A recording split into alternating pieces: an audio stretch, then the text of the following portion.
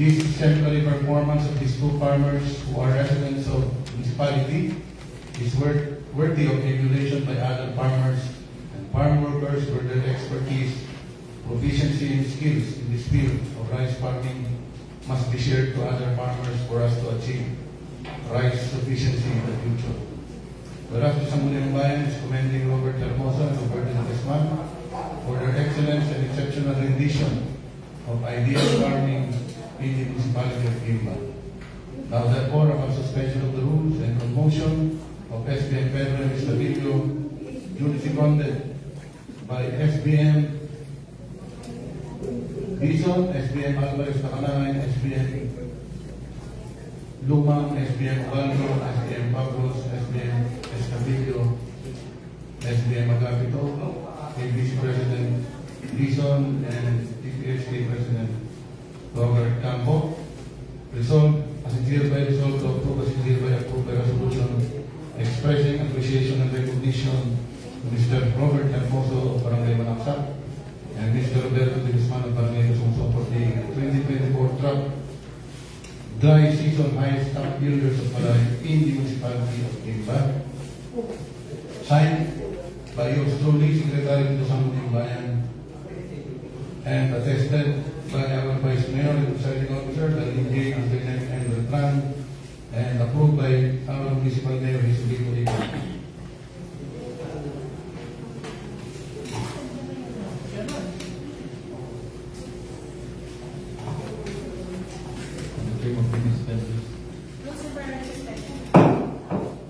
Wala sila.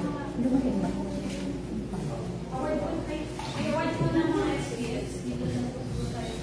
Asan po yung... Wala po sila. Pwede ba sa harap po?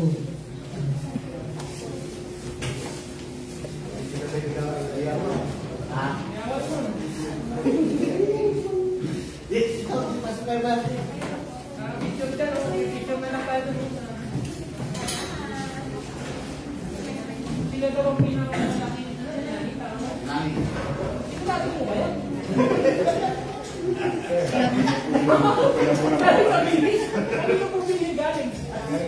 Long pin. Thank you, Jose.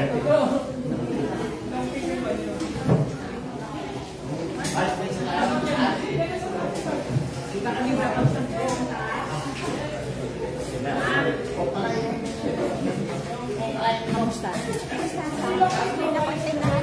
Sorry naman. So, ito, nakikita nyo ngayon, yung mga napatagapanood natin. Ina-award yung certificate, no, of recognition dun sa dalawang magsasaka na ni-recognize ng Nueva Ecija, no, at na nagtanim ng longping, no, at umani ng mataas nitong huling season ng dry season.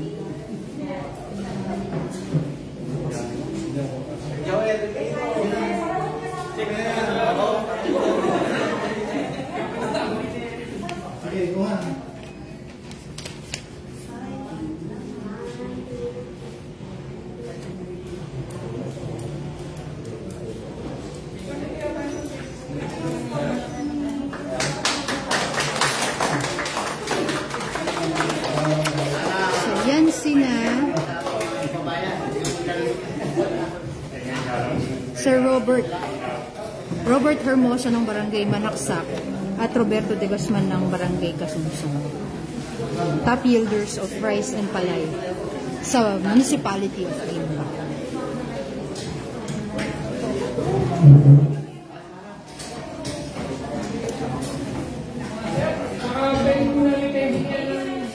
Speech.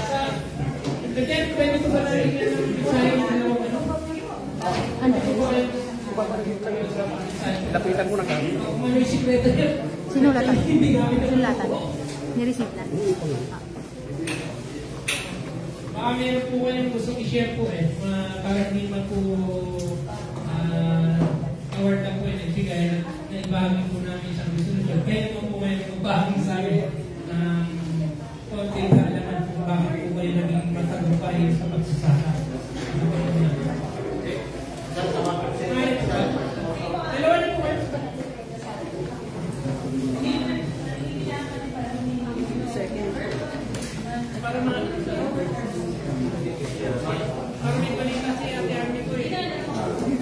yung takon.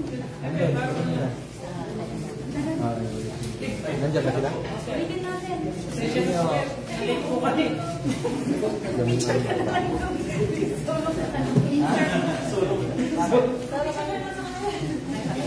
Nahuli ka eh.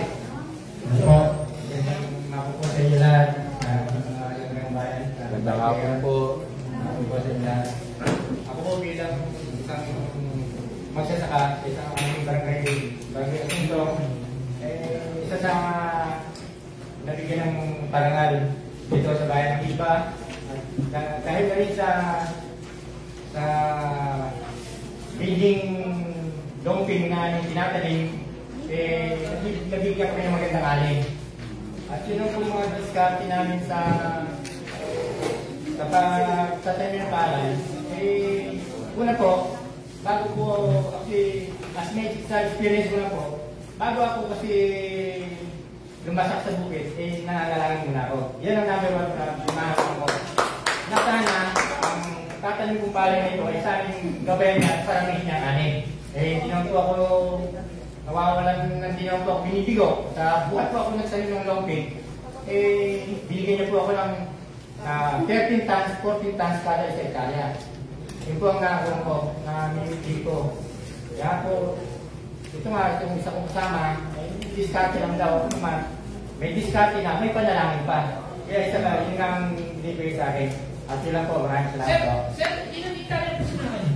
Walang po, 1.8. 1.8. Pero umaani ko ng 421 na 61 kilos average. Sarili niyo po na rin. Sarili ko. Ako ang nag-maintain na ng buhay ko. Ako lang magsasama. Saan po ang bukid nyo? Saan ka gusto? Kasusok po sa kabila. Papasok sa loob. Sa kabila sa kabila. Saan galing? Ay, kung nahuli po ang galing sa PA, bumibili po ako ng ano. Pero hindi na rin yun. Galing po sa kanyon. Dahil nahuli palagi sila sa PA. Bumili po kayo. Kasi nauna kami nagtasama ko eh. Pero nakuha niyo rin naman. Nakukuha rin. Kaya nga lang ngayon, ngayon lalo ngayon nakuha na yung ban. Konti na lang bibili ko. Dahil meron na akong tatay ko eh. Susunod eh. Konti lang bibili ko. Tapos nakaragdagan. Nung nakuha sa bigay yun. Nakuha lang po namin. Kaya nga lang kung nauna po yun, hindi na po sana bumibili. Di ba ito, nauna naman kayo ngayon. Meron po ako ng timanong tatay sa mga susunod na naman. Saka nandiyan naman po si Conti Aljari. Si Conti Aljari na po. Ang galing mo pinalangin mo po namin kung bakit nabibili. Hindi naman po dito sa aming bayan ng problema. Sabi sa problema sa pag-ibig. Pero ngayon po, sabi ko po Well po siguro, kung hindi ba po, siguro kami nauna lang kami magsaka. Kasi mas maaga po kami nagsasabi. Yung po sa mga iba, siguro, tama lang na mag-ibig. Pero sa amin po kasi, kapag kagusto, nauna lang nagsasaka. Katulad po ngayon, ang pali ko ngayon, masasapon na. Dahil mali ko, nagpatayin na ako. Tapos, pagka-setra, December, papatayin naman na ako. Kaya, hindi ko siguro lang. at least po maganda po ang tingin nyo sa pagsama. Ay, sa awa naman po, Diyos maganda naman po at maganda yung presyo, maganda ang ani. Pero indicated po sa inyo. Hindi po, kung wala po ako sa ilog. Kung walang ilog, hindi po yun. At di mas malaki pag-gastos pala. May gastos. Magpapatubig pa lang. Patubig. Diba ito, yun lang po, tinapos ko lang rin namin malaman kung ano pa yung naging secret yung sinabi. Siyempre. Ako yung siguro, gusto nung palay, ibibigay namin. Kasi pag tinipid mo po ang palay, ibibigay ka rin ng atin. Sa kasungsong naman po, ang tingin ko, halos gano'n din naman siguro sa inyo. Kayo naman pinakatama. Ayun na po, meron din pong maabot na 200 doon, kaya nga po, nasa 230 naman. Si Conserje, meron din po sa kasungsong. Tatanong ko, gano'n ito, tigil ko lang. Kailang pataba po kayo? Magkadayatan. Sa inyong technical po, 60 to 70 per hectare. 60 to 70. Talagang malaking bagay po. Mas maraming pataba. Magkadayatan. Saka po, ang Hybrid. unang kunin yung palay din naman eh. Masusunod. Hindi, pareho po tayo. Alas naman kasi kasutong. Kaya nga lang po, siguro meron naman yung hindi na kailangan ng palay, bibigyan pa po ng pataba. Talagang salita ko na talaga. Opo, kaya Diskarte. diskarte lang po. Salamat po. Dito, rin lang po. Maraming salamat po sa inyo. Sir, matanong ko lang po. Meron po ba kayong mga inatenda na sa inyo na nagtuturo ng mga ganito pang maraan? Kasi marami po tayo mga programa na pwedeng ma-attenda ng mga natin sa mga para sa tulad ng po. Ayun po, isa pa nga po yun. Isa po, nakaka-attend din po ako mga seminar. Kasi nga po, lalo yung nagtrapan kami din sa may Myriad, yung magandang bihi, preparation ng lupa, isa po yun sa isang kagaganda ng ani, yung palay. Kasi po, kung bakit ang preparation mo, hindi maganda talagad ng bihin mo, wala na po, wala na naman. Kahit ang diskarte po, hindi po ani, yung maganda. Isa nga po sa tinuro din sa mga senior po nila, yung disiplina po ng magsasaka na kung paano ka pangalagaan po talaga. Kaya natanong ko po, sana mapinagawin po tayo marami sa yung kababayan din naman na ma-attend. Pero sana katulad po ninyo, i-apply po nila. Salamat po, congrats po. Salamat po. Ayan po. Salamat po. Thank you po. Sige po, kayo. Magandang hapon po. Ako po si Robert Hermoso from Barangay Mansa. Yung sinagawa po is 0.9 ang area. Kumali po ako ng 218 kabas sa actual harvest. 57.38 po ang naging average. Kaya po sa computation po ng pro-aggressives, yung 218 po sa 50 kilos. Meron po kasi ang labanan sa hybrid, 50 kilos po. Umaabot po siya ng 277.89, ay 0.8 kabas po ang inabot po. Dahil ay 13.89 tas po yung naging rest po sa per-extra. Kung tungkol naman po sa pamamaraan, bali, unang-una po yung pagpili po ng dekalidad po na binili. Alamin mo yung tamang karakteristik po ng bini para matiming mo po yung pagsasapong ng pataba. Kung saan po ba mahina yung bini na yun para po makapag-adjust. Sa land preparation po, talagang kailangan po maganda po ang land prep. Sa mga insekto naman po, yun po yung interview po ng radio natin sa akin na sabi ko, cross monitoring po sa mga tanim. Twice po akong tinamaan ng brown plant cutter dahil po sa nakatutok po ako, maagang na control. Kumbaga hindi ko na-apektuhan yung sa ani. Saka yung sa pataba naman po, ang ginamit po doon, 12 lots sa 0.9. Kaya lang, ilayutahan ko siya ng polyarpis amino acid. Yun, ginagawa ko na lang din yun, kaya hindi na ako gumagamit ng mga commercial. Saka po, isa pa kong napansin ko sa ibang magsasaka, kung kailan na maisipang dumalag, napakalaking pagkakamali po nun kasi yung isang araw na hindi mo makita at pinasok ka ng insekto, malagang baray. Kaya ang kinukumpara ko, kung empleyado ka, sa 5 araw na pumapasok na yung isang empleyado, dapat sa magsasaka, ay 3 beses lang naman sa isang linggo para monitor. Sa seminar ko, madalas po akong naimbitahan ng mga iba-ibang kumpanya ko, kaya po ng Bayer Philippines, Syngenta, FMC. Yung mga yan number 1 po na yun na madalas po ako iniimbitahan. Minsan nagiging... Nagiging ano po kayo sa seminar? Naiimbitahan lang po ako sa seminar. Nakikinig lang po sa kanila. Akala. Minsan naman po, nagtatanong din po tayo. Halimbawa, hindi po tayo kumpor dito sa kaliwanag. Nagtatanong po tayo para maliwanagan po natin kung okay ba o hindi yung sinasabi nila. Lalo po yan, napakamahal po ng mga insecticide. Kaya nililiwanag po ang mga herbicides. Paano lang po tinatanim nyo, sir? Pare lang po. Sa bukid nyo, walang iba. Irrigated po kasi doon, pero ngayon po, medyo malaking inputs po dahil puro crudo po kami, puro bomba. Crudo, gasolina po ang ginagamit namin. Alam naman po natin. Sa isa pa po, nauna po kami nagtanim, na-delay po yung buwan po ng bigit. Kaya medyo mabigat po kasi ang per pack po ng longping ho ngayon, 1,150 ang 3 kilo. Kaya malaking tulong po sana yung kung maaga-aga po yung dating po ng DA. Yung ginamit po sa pag-anin, galing din po DA. Galing DA po yun. Yung po din yung nakita ninyo na yung gumamit yung ano. Opo. Ngayon ako ako bumili ng binhi kasi po natili nga po yung dating po ng binhi po natin sa DA. Ano Pero, ba hindi mo yan? Ano? Longping 937 po. Hybrid. Hybrid po. Hybrid din po. Ay, tagulan. Oh.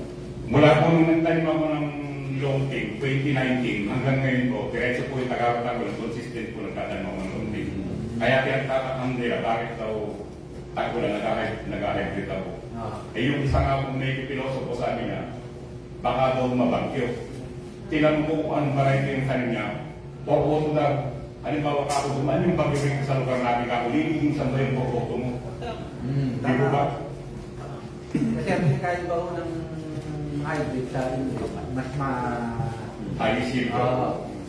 Malaki po ang pagkakaya ko sa pagkuhan ko ng anilalo kung naibigay mo yung tamang pangangailangan po ng halaman. dahil katwiran nga ako ng karamihang magsasaka, magkaganitong katwiran, inbreed ang tinatanong nila. Pero ayan, napatunayan po sa inyo na kahit pala ang hybrid, pwede sa panahon. Pwede po. Yun nga pong technician po ng Pro Agricis, Longping varieties. Madalas kung nagpupunta po sa bayan, tinatanong nga niya kung bakit hindi ko mabitawan yung Longping kahit pagulan. Kasi sabi ko kahit pa paano kumikita tayo dyan. Mas malaki ng konti ka kung kinikita kayo sa inbreed. Normal po kasi sa inbreed pag natagulan, maganda na po yung 100 per hectare. Matanong ko na rin manong, nandito na kayo. Pwede bang malaman kung paano yung preparation nyo? Kasi iba-iba naman tayo ng pag-prepare. Paano ba ang ginagawa niyo sa preparation? Hindi naman masabi lahat din yung... Sa preparation po talaga, maselan po ako. Kailangan po yan, naka-level po talaga yung lupa para naiwasan po yung unang-unang tutubuan ka po ng damo. Isa pa, kung lalo kong bomba, patag, konting tubig lang kailangan mo, hindi mo napapakabutan yung medyo mataas. Tapos sa timing ng application ng pataba, kailangan alamin mo yung maturity ng panay para ma-timing mo yung pagbibigay ng pagkain. Sa insecticide, depende naman kasi kung ano yung atake ng insekto. Sa pagpupunda ko? Sa punda, masaya lang sa pangmula kasi nakaplat yung punlaan mo ng hybrid. Talagang may sidewalks na may ka. Maraming salamat po. Saludo ko sa inyo. Galing na po mo dalawa ni Mano. Salamat din po, Conse. Kay Conse Isabel, maraming salamat. Kay Vice Mayor. Sa inyo pong lahat, maraming salamat. Maraming salamat po.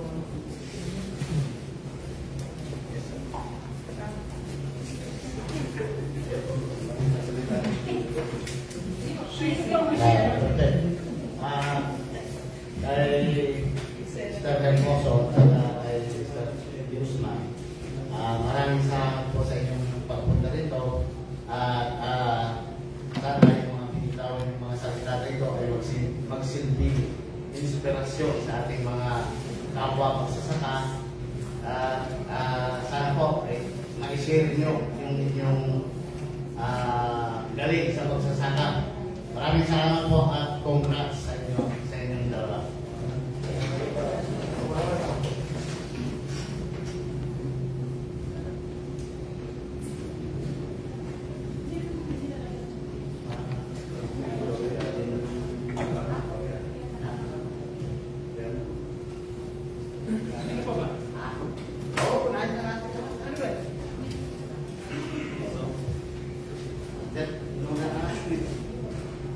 Okay po, ang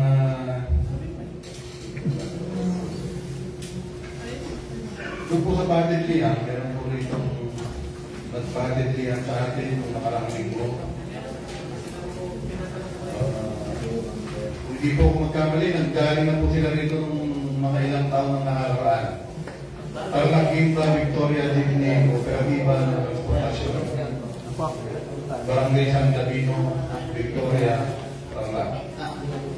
Honorable Darlene Jane, ang Lieutenant and Latran, Vice Mayor, and Distinguished Family and Bayan Members of Kimbal Membresia. Magandang hapon po, kami po ay membro ng Taginig Transport Cooperative. Kami po ay may 28 membro humingi po kami ng pahintulot na magkaroon ng terminal sa bayan ng Gimba. Kami po ay magkalooban ng LTFRB franchise at provisional authority. Lubos po kami umaasa sa inyong pagtugon sa aming munting kahilingan. Nakalagda po si Ginoong Junjun Coriado, ang chairman po ng nasabing kooperatiba.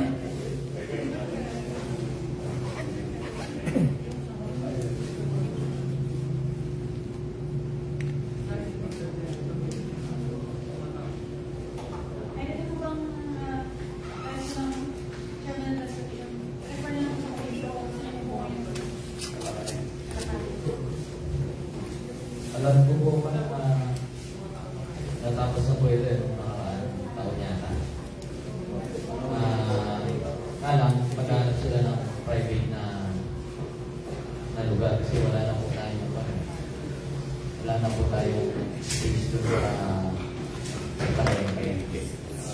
Po, kahit na mapag-visual lang po yung pangalan para makaikot lang po dito sa bayan po ng Gimba.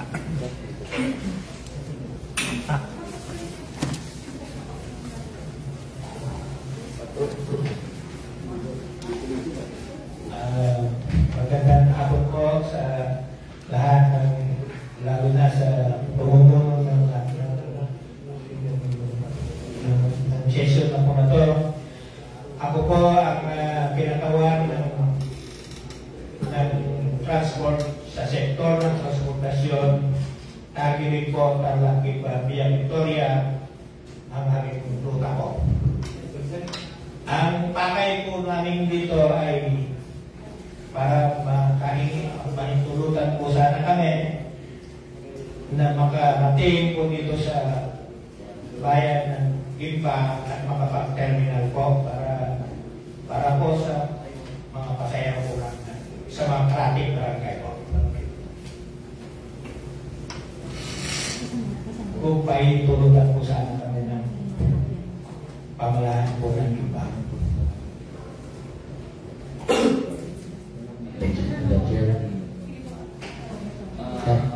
Napahintulutan naman sila. Alam po, hindi po talaga doon sa mismo terminal ng palengke kasi wala na kasing space po roon. Hindi po pwede tayo na magtanggal doon ng iba para may salpang po kayo. Kung yung sinasabi nyo po kanina na mapagtumpilan lang ninyo, eh may ordinansa na po tayo na bawal po tayo yung doon sa mga kwan, sa mga gilid-gilid po dyan. Kaya mababayolate na po yung ordinansa. Kaya ang pinaka-the best po dyan, yung maghanap po tayo na marerenta natin na privadong lugar para doon po tayo mag-terminal. Yun po yung pinaka-malapit na solusyon doon po sa kahilingan po dyan. Sir, kung sakali man kung wala kami makuha pribadong mapag-determinalan, baka kung pwede po kahit makaikot lang po kami ng bayan, tapos diretso po ng Tarlac, Gimba, po. Kung sakali lang hindi kami makakuha ng private po determinalan.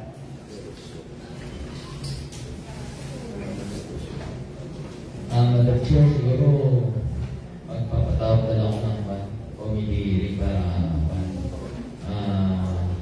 may discuss ko rin sa mga ibang apektado po, magiging apektado po dito. Siguro, Wednesday po siguro ng alas 10. Ano po pangalan niya? Ako po si Rodel Rigalet po. Rodel Rigalet po, taga Victoria, Tarlac. Ang Vice Chairman po ng Transport Cooperative na Tarlac po.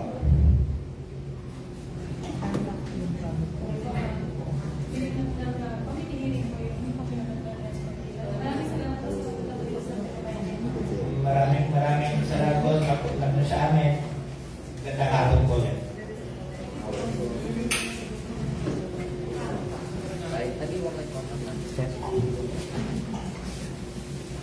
Thank you.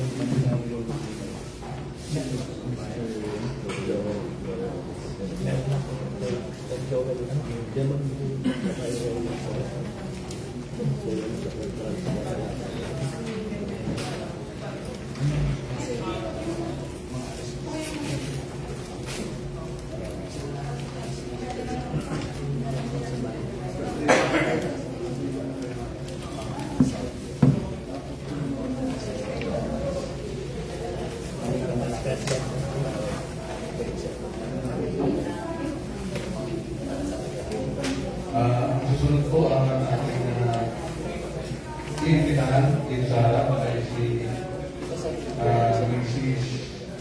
Maria Luisa Pala, our next supervisor team. Kaugnay po ito ng patawag ng author ng ordinance enjoining the local authority committee of Indonesia to participate in Palengke RPH.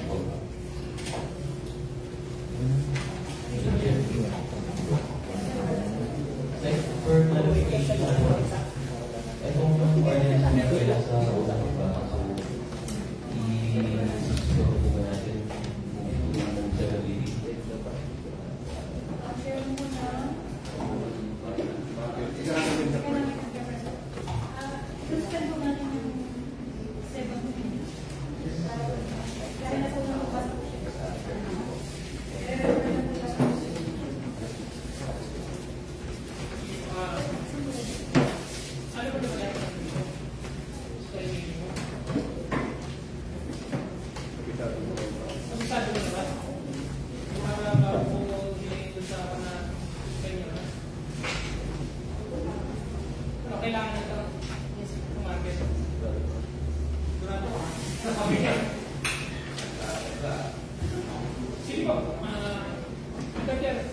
Motion muna. Galing natin. Papalagay ko lang po sa atin.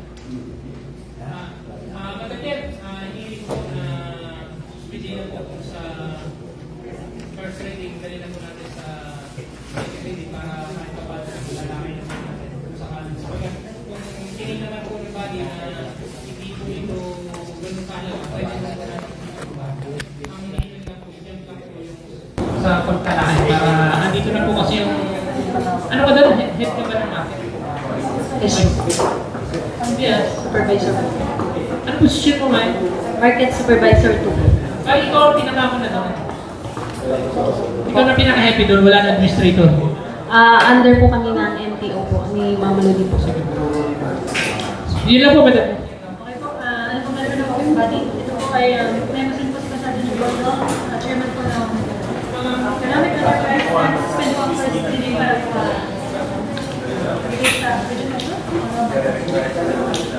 Madam Chair, sinasang-ulan ko po sapagkat ito po ay pumapasok sa ating ordinansa na makakatulong sa ease of doing business ng ating bayan. Pinagawa po kasi para dito.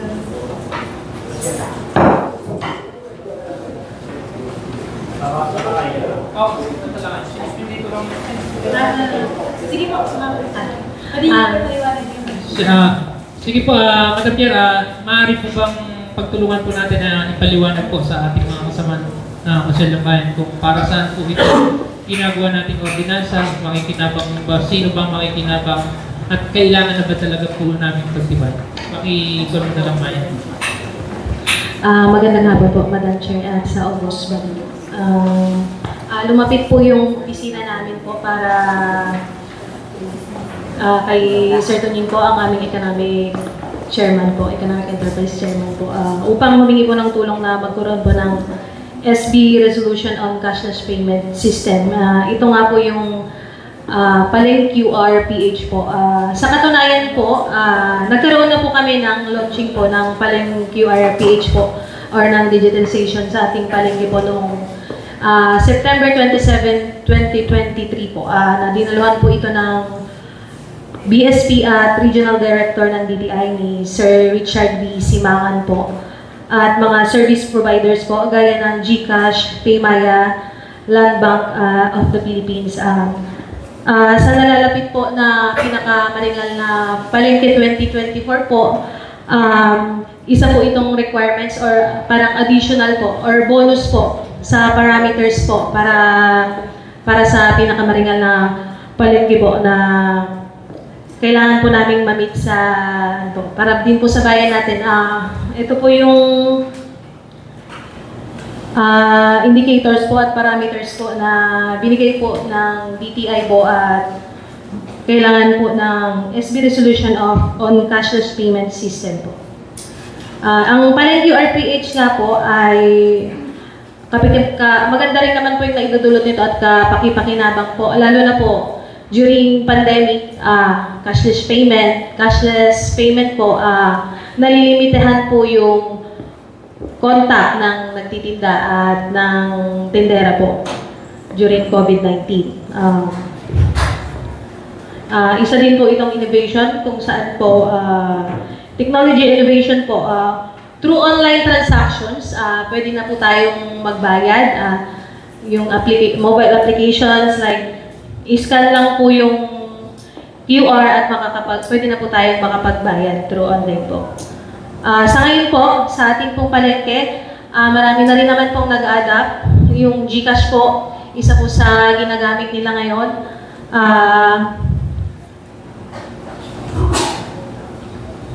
Yun po. Meron lang pong kaming nakikita na mga isang challenges po na may kinakaharap lang po tayong challenge.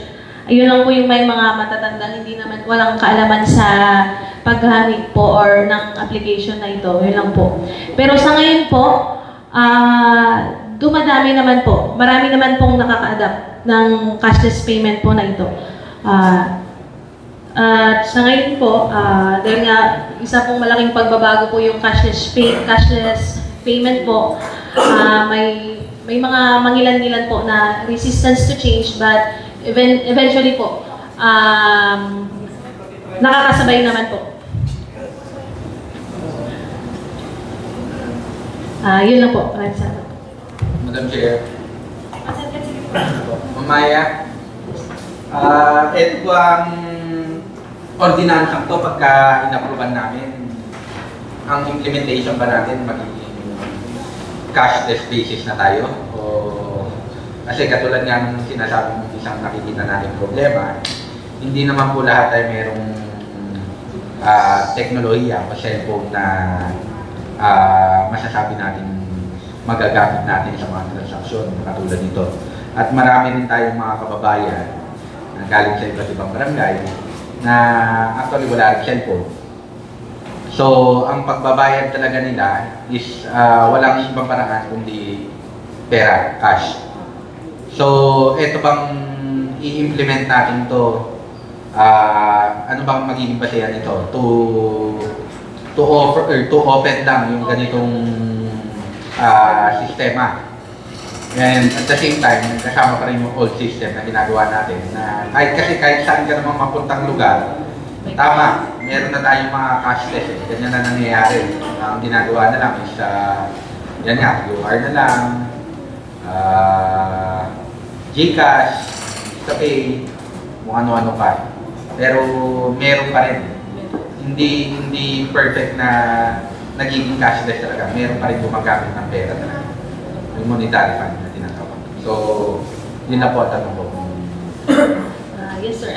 Bali po magiging option lang po siya ng pagbabayad po. At least po, yung mga gusto kong magbayad through GCash, pwede po silang makapagbayad. Yung mga hindi pa nagdadala ng cash, may option po sila to pay. Yun lang po. So sa madaling salita, hindi obligado lahat ng ating mga vendors. Kasi kung nakikita kong talaga dito sa tricycle, napakahirap ata. Kasi mga tricycle driver natin, minsan, hindi mo masabi, iba dyan, wala, yung cellphone. Kaya talaga, at saka bariya-bariya lang. Kung i-text mo pa, hahanap ka ng internet para bayaran, parang mapapahirapan pa. Pero kako nga, siyempre, in the future, ganyan ang mangyayari. Cashless na lahat. Lahat ng sistema magiging maayos na. So, why not? Okay naman. Yun nga lang, tinatanong ko lang yung mga pwedeng maaaring hindi aplikado sa lahat ng sa ating mga kababayan. Ngayon lang po, salamat. Nagtagka ko lang, Coach yung konting paliwanag. Una-una itong ordinansa na to, hinihiling po kasi sa taas na gumawa na po tayo, bawat bayan, na isang ordinansa na katulad po nito. Ang nag-implement na po nito, halos dito sa District 1, 4 na bayan na po.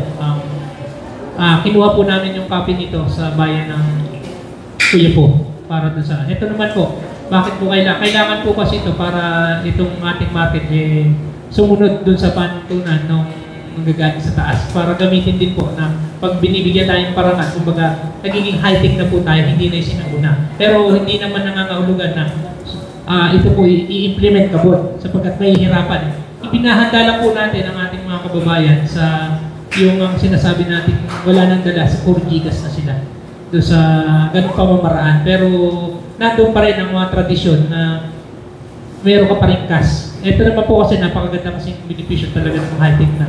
Una-una pag namalingki kapag gigas ka, hindi ka naman dudukutan. Ibibigay mo na, palitan na kayo. Kumbaga sa kwan, pa-adapt lang po sa mga 50% sana ma-implement. Huwag naman sanang ginawa namin mamaya to. Tapos wala. Mag-i-implement. Yun naman yung nagiging problem. Dapat kahit pa paano, unti-untiin natin. Ganun din sa nadamay nga tricycle, pero sa totoo lang, naka-focus to sa ating pamilyang bayan. Kumbaga, isinasama lang sila kasi nasa parking ng market po sila. Yun lang. Ito po, kaya hinihiling po ito para maging, kumbaga sa kon, maging tumaas ang standard ng ating palengke.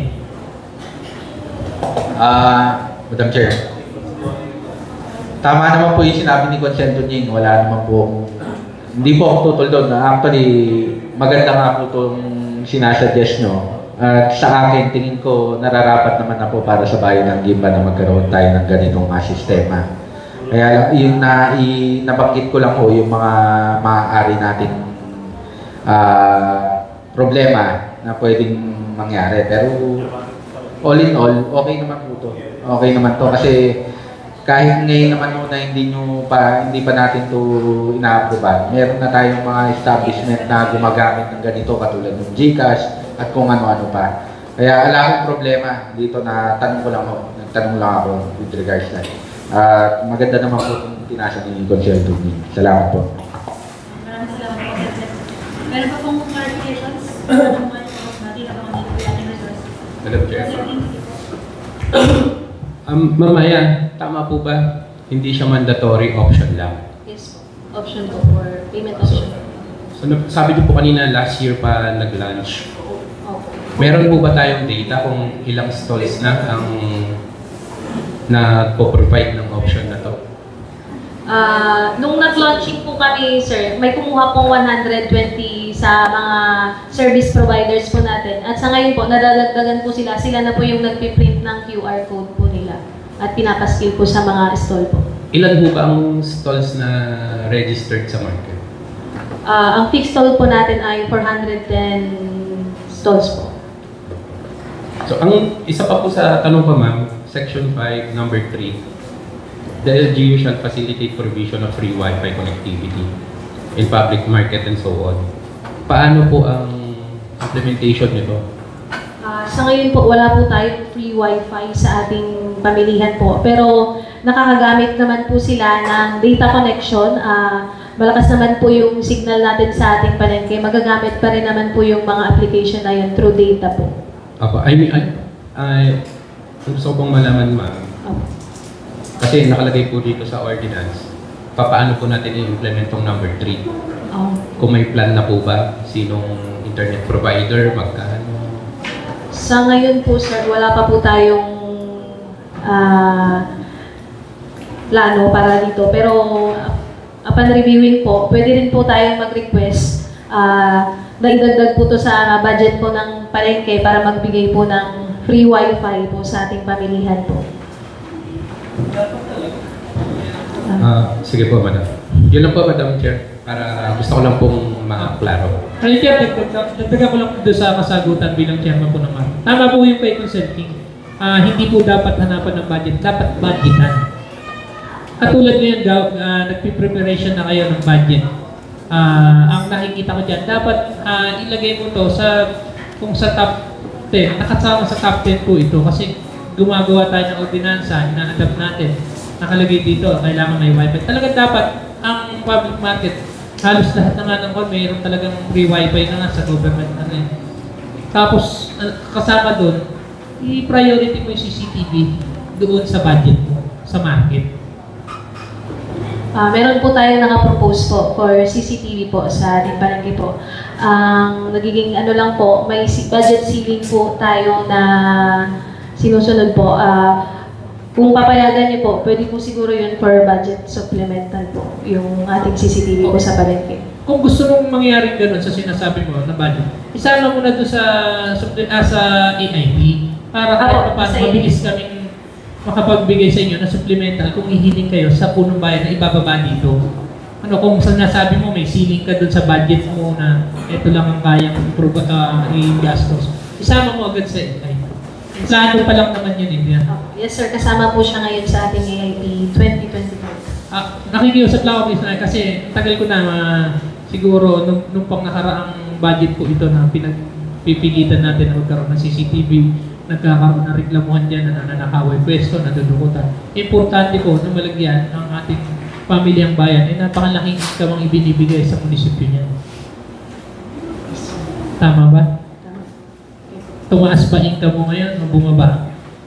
Sa ngayon po, dahil po sa inaprobahan pong sa revision po ng ating market code, tumaas po yung ating collection po ngayong taon. So wala kang dahilan para hindi padagdagan ng mga kinakailangan ikabit doon para makatulong doon sa palengke natin. Yun lang po, Madam Chair. Maraming salamat po sa inyo. Meron pa pong clarification sa mga kamusta po sa bayan. Dati sila, ito na yung kami sa dati.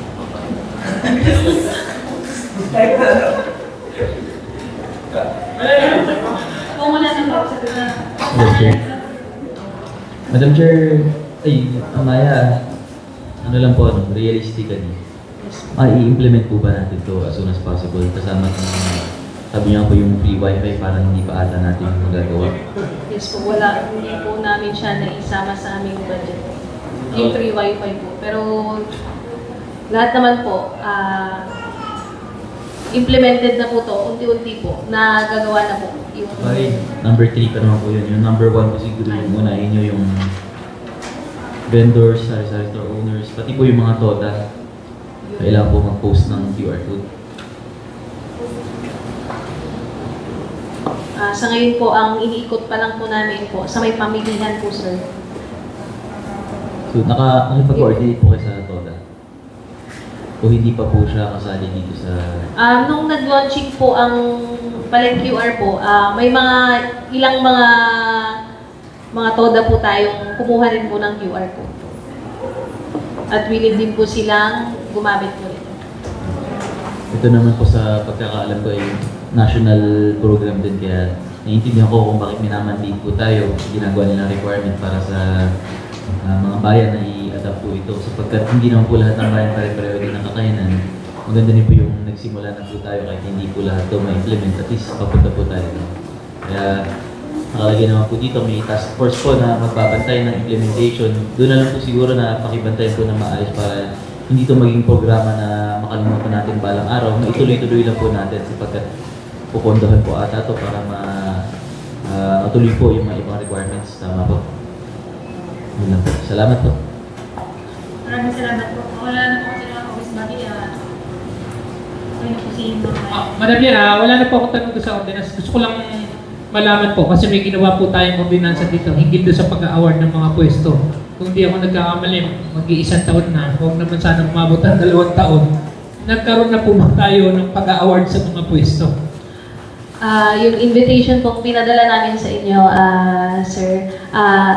Sa July 31 po, 2024, magkakaroon na po tayo ng awarding ceremony po sa ating mga nakapagbayad na po ng goodwill at nakapag-ayos na po ng papel sa kanilang contract signing po. Ilan ang na-awardan nyo? Ang nagbayad lang po ng goodwill natin sa ating wet market po ay 30 plus pa lang po. Wala po. Ibig sabihin yun pa lang ang pagkakaroon? Yun pa lang po. And contract signing na din po sa ating mga fixed stalls po. Isasabay na lang din po natin sa awarding. Kaya pwede mo bang imbitahan ng body? Hindi lang siyempre yan. Kung tayo pakibigyan sila ng mga invitation lahat. Hindi ko pa rin kasi, actually, gawin mo na lang sila ng invitation sapagkat hindi naman porque ako chairman lang, kinakailangan din ng body na mapaunlakan dun sa ganung pag-award. Sapagkat kaming lahat ang may gawa ng ordinance na. Okay po. Magpapadala po tayo ng invitation. Maraming salamat po sa August Body po sa pagbibigay tulong po sa aming kahilingan po. Okay po, kung po na this is the quality of my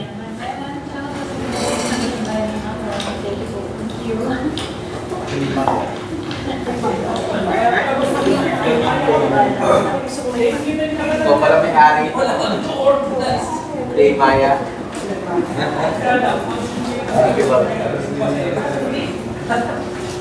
Ang bayan mo na. Babalik po tayo sa first reading, number 2.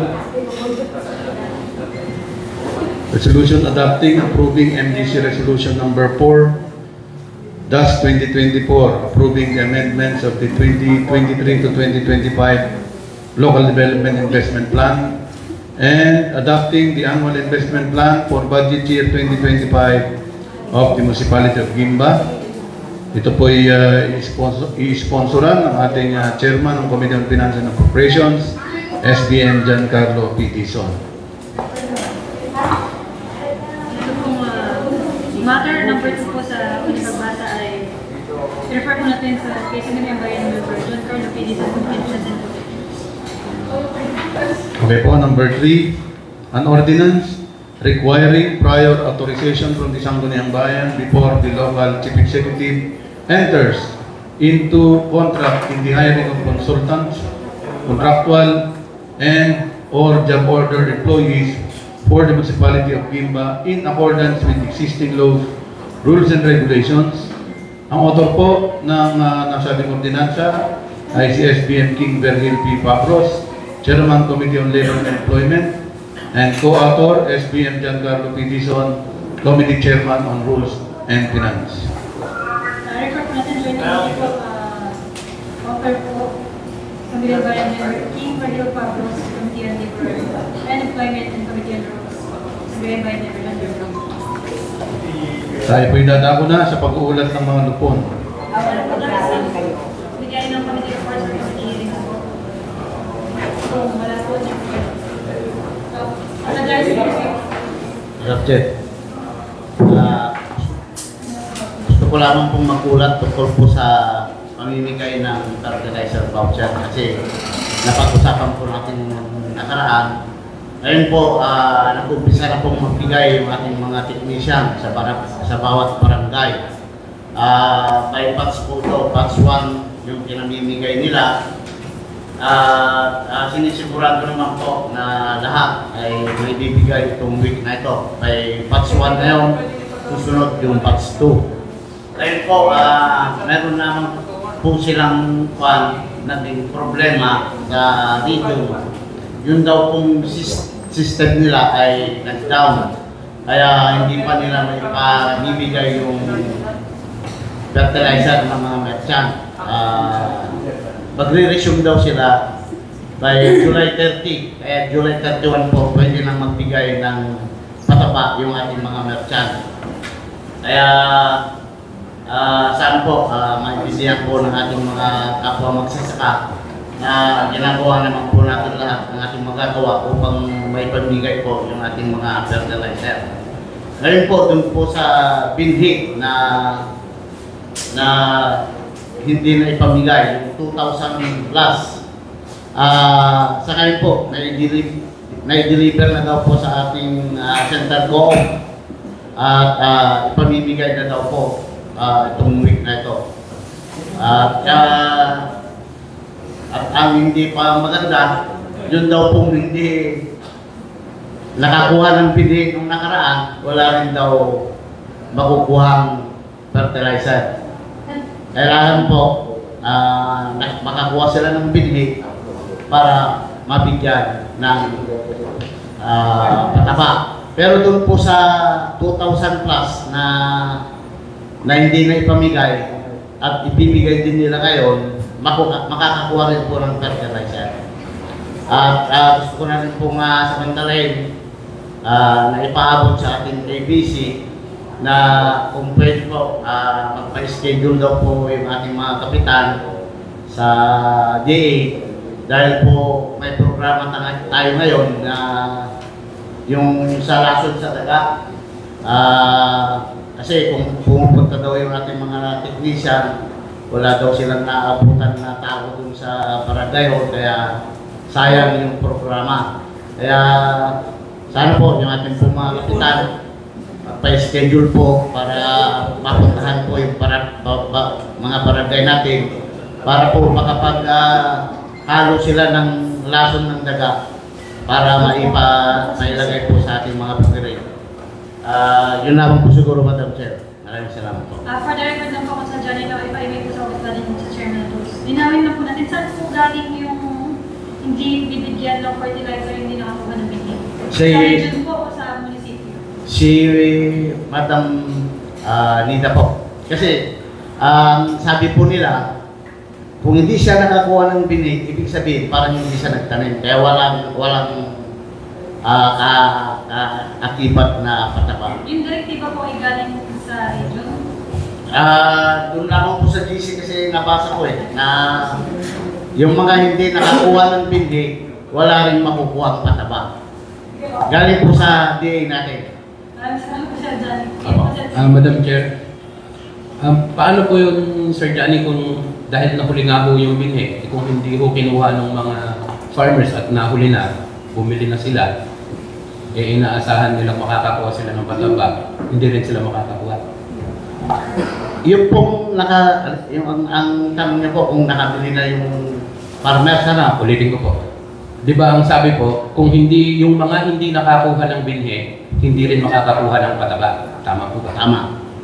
Kung meron pong mga farmers na hindi na kinuha yung binhi sapagkat ito'y nahuli na nga ho, bumili na sila, hindi nila kidling, hindi ho sila makakakuha kahit nasa... Yun po ang sabi. Pero ganito po, yung ang 2,000 plus na hindi pa naipamimigay, andyan na ngayon, pag nakakuha ng farmers, kahit nakabili na sila, makuha lang yung binhi, meron din silang makukuha ang pataba. Nagbabalak po kasi sa Johnny, ang totoo po, wala namang hindi kukuha ng binhi.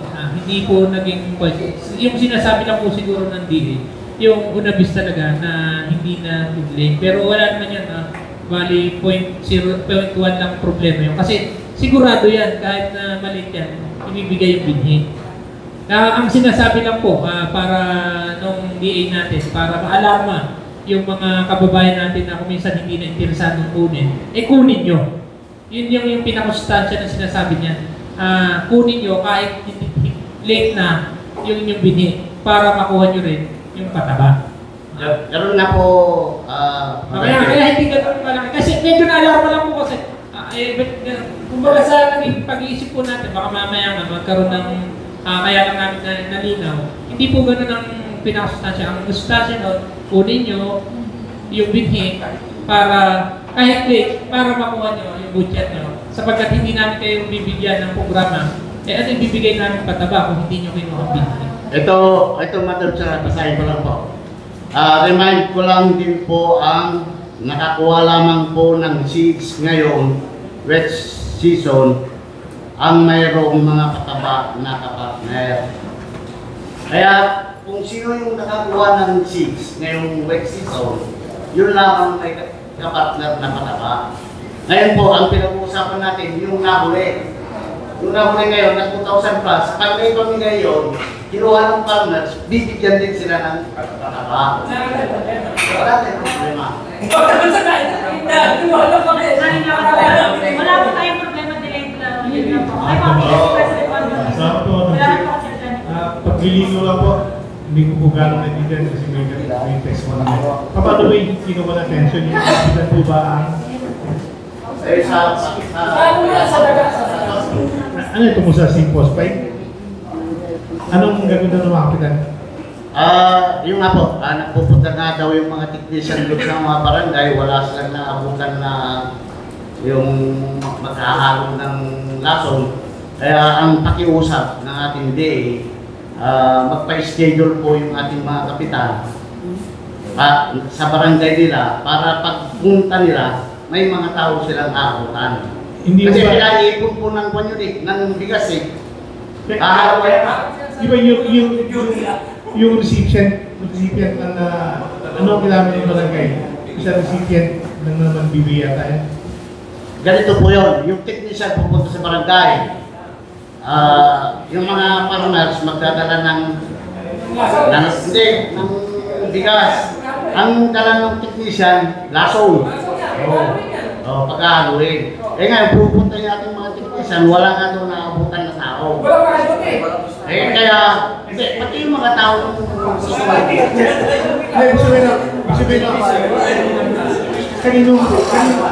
ibig sabihin na Madam Chair, kanino nila i-apply yun? Kasi di ba sa may nagpatanim, ba't di yung pagtanamin ng puntaan nila? Pawag i-apply na ba agad yun o i-stock mo muna sa barangay kasi pupunta yung technician sa ABC. Bagis, yun nga, pupunta na. Wala kang tao. Wala yung mga... So, iiban mo na sa barangay hall yun o hindi direkta sa tao na yung pagbibigay, pagbubudbud. Ganun po.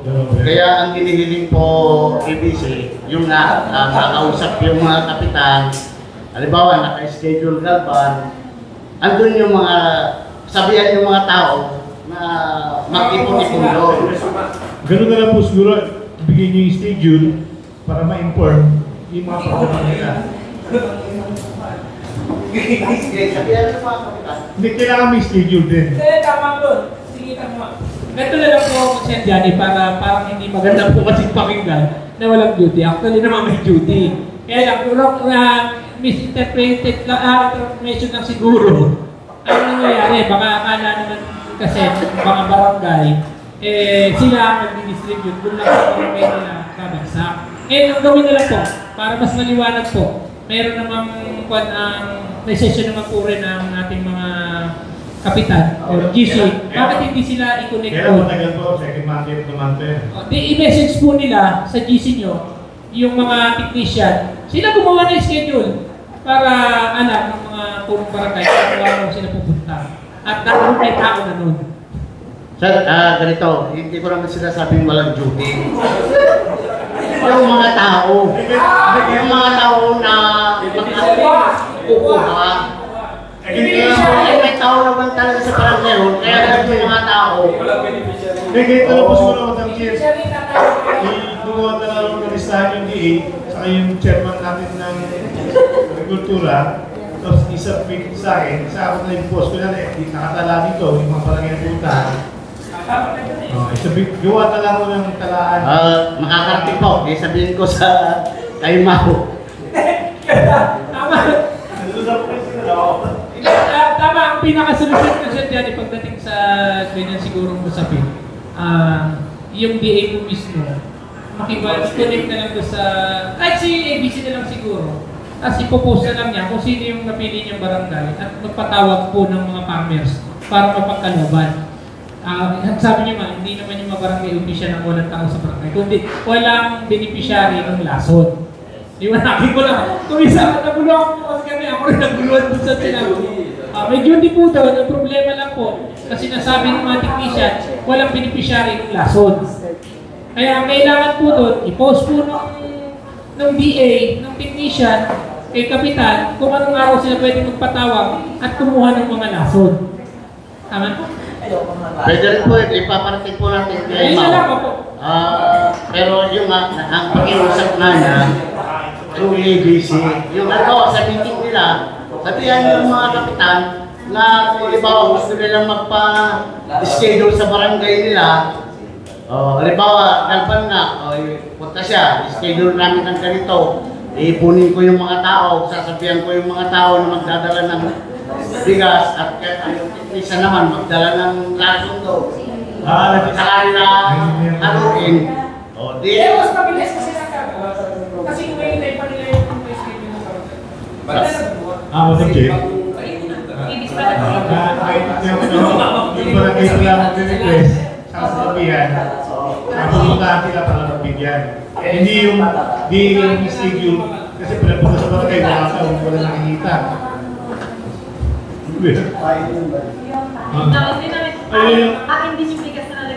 Yun yung one, si post pa, hindi halo sa bigas.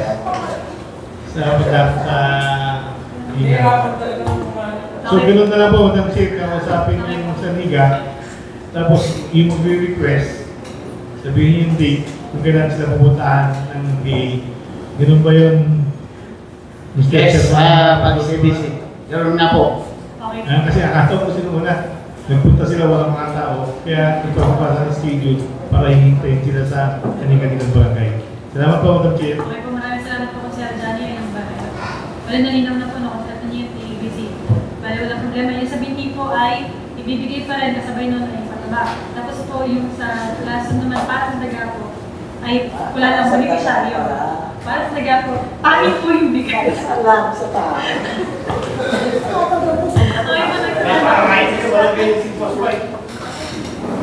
Thank you po, Sir Johnny.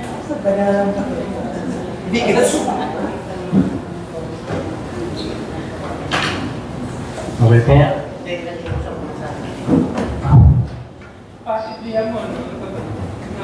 Pagkatapos po ng pag-uulat ng lupot na may debate, tayo po idadala po na sa Arnel Measure. Resolution approving 35 applications for new and renewal of franchise to operate motorized tricycle for hire municipality of Lima.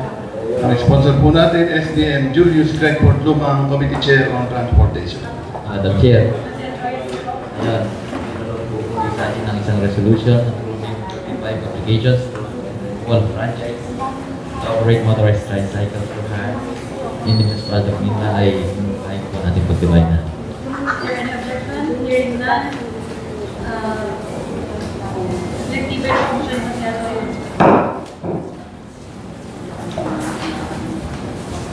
Sa patilihan po, ang natitira na naman po number 4, ito po yung karagdagang hiniling ng Sangguniang Bayan sa nawawalang bahagi o talata ng pahina 2 na hindi nailagay sa liham ni Ginoong George G. Gabatbat na nakatala sa balangkas ng pagpupulong noong Hulyo 16, 2024. Committee on Barangay Affairs po and Committee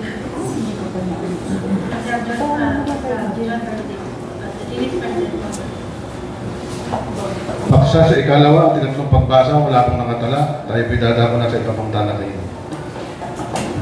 Madam Chair.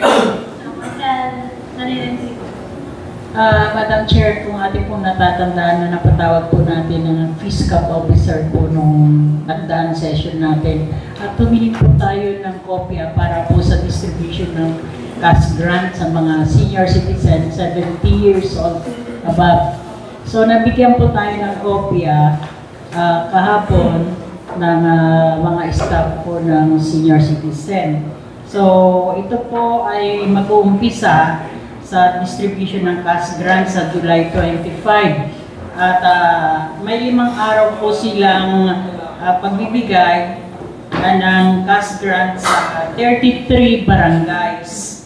So, inuuna po nila ito sa first batch. Ito po ay may kabuuang 1,185 senior citizen na 70 years old above at nagkakahalaga ng 592,500. Ito nga po kung sakali po na hindi po sila makapag-claim within 5 days, ang nasabing 500 na matatanggap ng senior citizen ay mapo-forfeit. So kailangan within 5 days makuha po nila ito.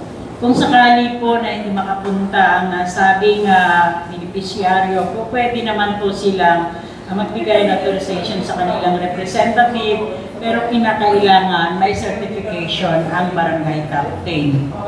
Yun lang po. May kopya po tayo kung kinakailangan po ng mga sa August body na magkaroon ng tigisa. Marami po kasi ito. So, okay lang po. Tatanong ko lang po yung pag-claim nila. Dito po ba nila pag-claim sa bayan? Hindi po. Per barangay. Opo, may naka-schedule po silang per barangay at oras dahil may 4 o 5 claim master. So, pupuntahan po sila sa barangay. Maraming salamat po. Yan po. Madam Matas. Punta pa tayo. Siya? Ang oras lang po nila, 1 oras, 30 minutes.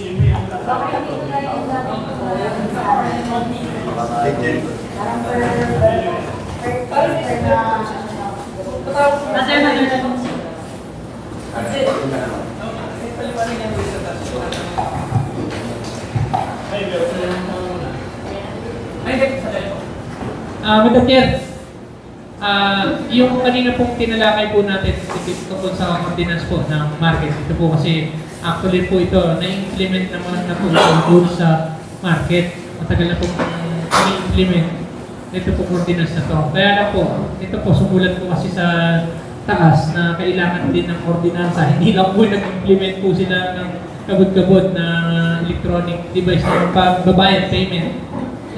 Wala naman nakapaloob ng ordinansa. Kaya hiling po dito sa ating pamilyang bayan na gumawa din po ng isang ordinansa bago nila tuluyan i-implement yung gigas-gigas na yan. At dagdag points din po kasi po ito sa atin, sa pamilyang bayan natin na naging high-tech po ang ating palengke na mai-report po sa nasyonal. Kaya sa ating sa August Body, hinihiling ko po na kung pwede po na atin na pong pag-divide itong ordinance na ito sapagkat kailangan na din po kasi nila para mai-submit din po sa taas.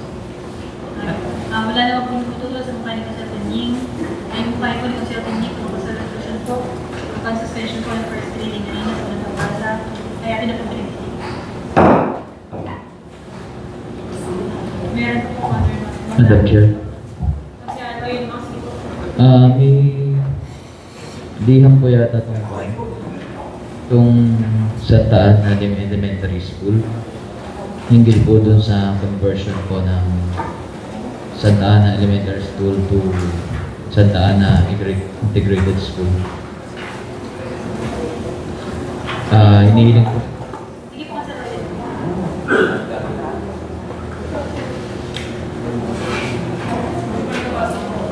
Hinihiling po natin na talakayin na po ngayon para kasi mag-umpisa na po yung pasukan.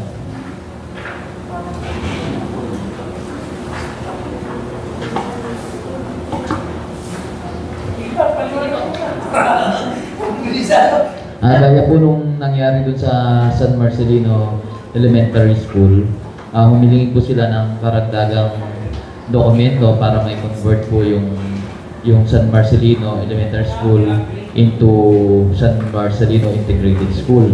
Ganito rin po yung kahilingan ng Santa Ana Elementary School para may convert sila sa Santa Ana Integrated School. Resolution po.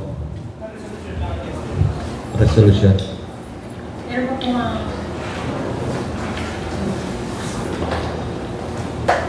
kung wala na may nais po ba tanongin yung August Body? Kung wala sa link po walang kasagawa, ito yung pinaka-draft na resolution. Hindi mapareho, alam niya mo natin. Ito na yung gagawin din. Kung sabi na gagawin, ito na rin yung papalog natin sa resolution. Okay, yung Oo, kasi ito na ipapalog natin. Kasi ang atin na kasi tingin ko resolution kami na i-upgrade parang pero yung sa mga warehouse nila na nakalagay papasok na ito. Kasi itong parang kasama sila. yun na po. Okay po. Kung wala na po, may Madam Chair, minumukay ko po natin pagtibayin na ang isang resolution.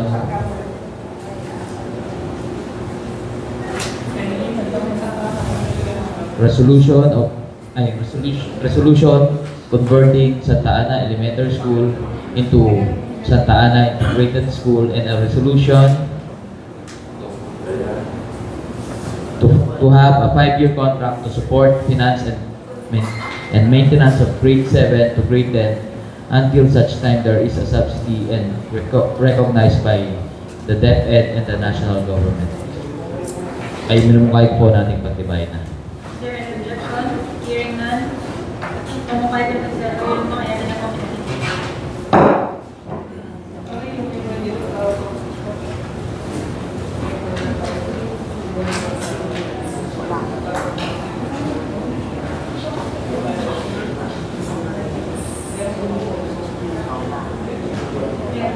Bag na laki po.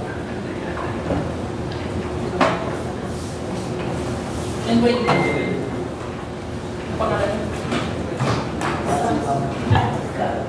Madam Chair, pwede po ba natin ipatawag yung LYDO user sports po natin sa Mimala? Hinggil sa... Opo po, sa tungkol sa magaganap na kaliga po ng Senior.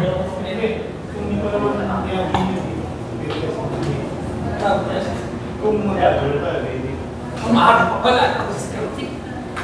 Sino patawag na? Sino patawag?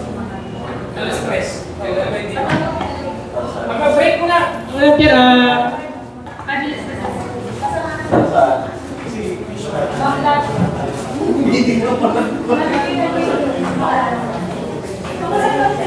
kapag kasama magaganap na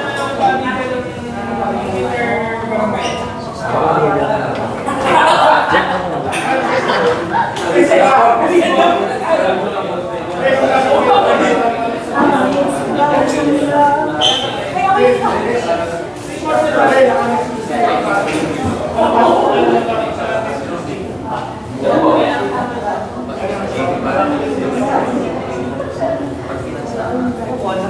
Bisa ako lang pasok sa next